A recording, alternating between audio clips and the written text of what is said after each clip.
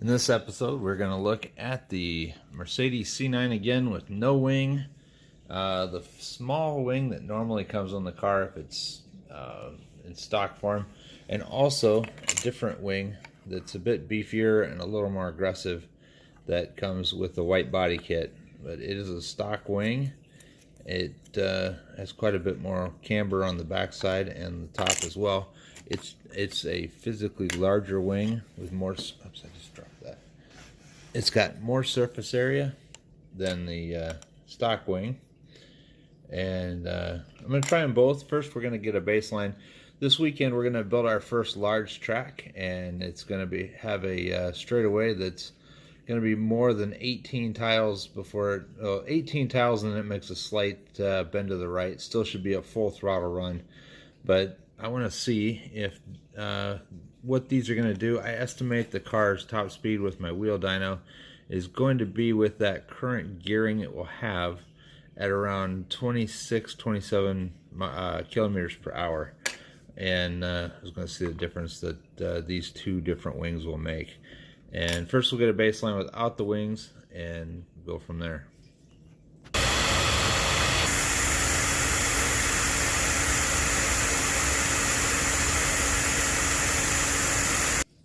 Right at the middle point of the scales, it's got about 25-26 kilometers per hour wind speed. That should be perfect for the first, second, and third test. First thing I'm going to do is I'll reset the scales. I'm going to write out a little chart so we have some numbers to look at later. But with the no wing, the small normal wing, and the larger wing that was given to me in the box. For this test, I'm going to run the car with the chassis that it's going to be run on. And this is a stock class car, so I'm going to use stock class wings. Also, it has the full set of batteries in it so that it will be as it is on race day. Alright, the scales are zeroed. So we got 86.8, 83.9. And here goes the change. 91.3, well, let's say 91.6 and 82. This test, we're going to use the Standards wing. Not brought to you by Hobbytown, but as you know, I race there. I like them. They're good people, and I'd like to just give them a little bit of recognition for helping me out. Alright, so with the wing on, it's showing 85.8, 88.2. Okay, let's see what the wind does this time. 88.7 and 92.8.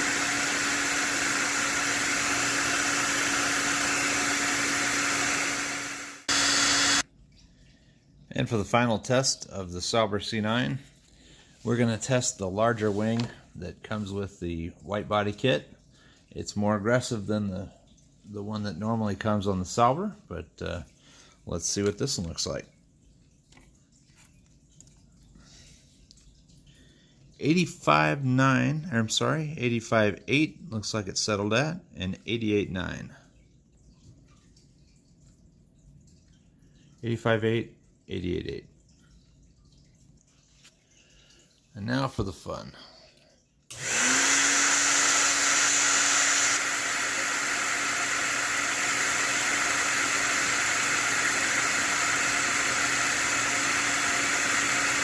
$87.2, 95.9.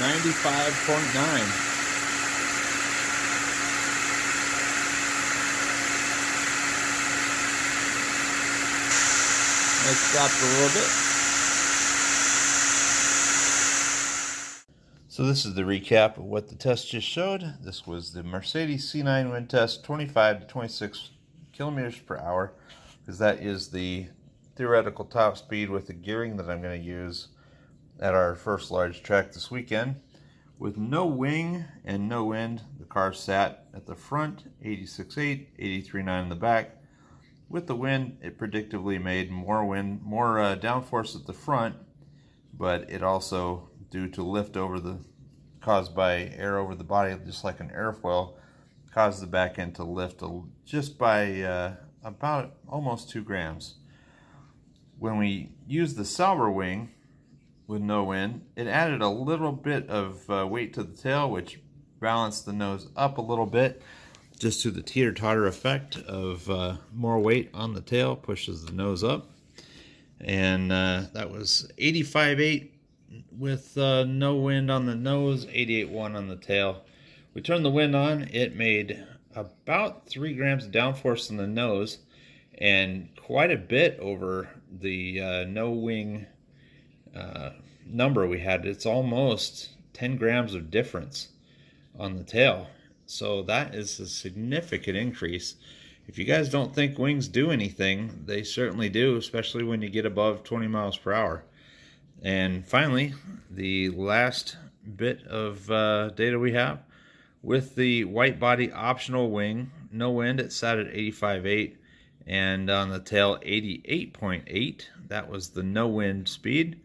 Once we turned the wind on, just like before, it picked up about 3 grams of, well, not quite 3 grams on the nose, but 2.2. And on the tail, it picked up a significant amount, even above the Sauber.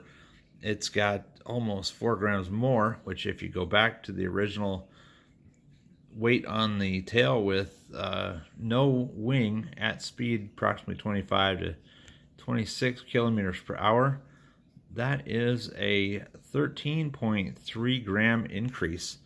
So this optional wing is actually very good. It doesn't cost you any downforce, really.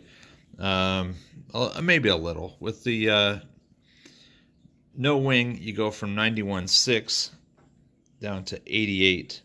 So that's a bit of a drop. You're losing, 3.6 grams on the nose, but you're picking up, we said, over 13 on the tail. I'd say that's a pretty good trade. I'll just run some softer tires up front, and front grip usually isn't a problem with this car. I look forward to seeing how it does. It should be pretty fast. And that's all we have for you tonight. Hope you enjoyed the video. In the interest of accuracy, I'd like to add an addendum to the video. I wanted to make sure that I'm getting the right numbers and failed to consider the weight of the wing itself. Each way is a little bit different. No wind at all. The aerodynamic difference lowered the pressure on the tail of the car by almost 2 grams, as we said before. But when we calculate the weight of the car away from the total downforce, we had to take 4.2 grams away. So the stock wing that you normally find on the Sauber, this one here, gave us 5.5 grams of downforce at about 26 kilometers per hour. And the more aggressive wing that you see here was worth 8.4 grams. So it does work when you consider that it is nearly 1/10 of the car's weight. That is a significant amount of increase in downforce, especially if you scale that up to the size of a full-size car. It would make a difference. Anyway, that's all we have for you tonight now, and this time it's for real. Hope you enjoy your evening, and we'll see you at the track.